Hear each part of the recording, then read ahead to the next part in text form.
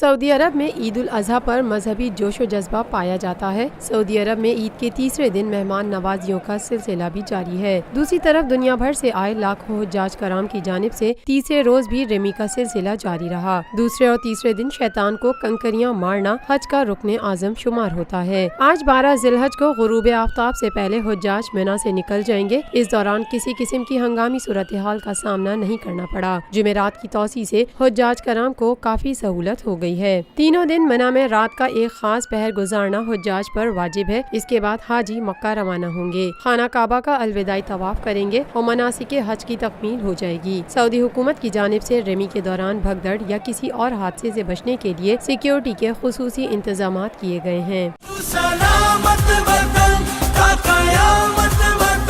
इतनी नस्लों की कुर्बानियों से मिला है वतन, तू हमारी वफा का सिला। चांद चमका तो रोशन सितारा हुआ है, ज़मीं तेरा सुख दुख हमारा हुआ। तेरा हर दर्द ले हर खुशी तू ही तू, इस जहां में हमारी अलामत वतन। सलामत वतन का कयामत वतन, तू सलामत वतन का कयामत वतन।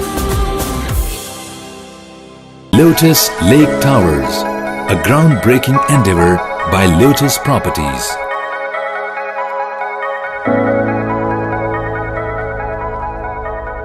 पाकिस्तान में पहली मर्तबा हालात हाजरा के मुख्तसर मगर जामे प्रोग्राम्स, खबरों, तबसरों के अलावा दीगर समाजी, तिजारती, सकाफती, तफरीही, मालूमाती, मजहबी, तालीमी, सेहत और बच्चों के प्रोग्राम्स सिर्फ TNN TV पर।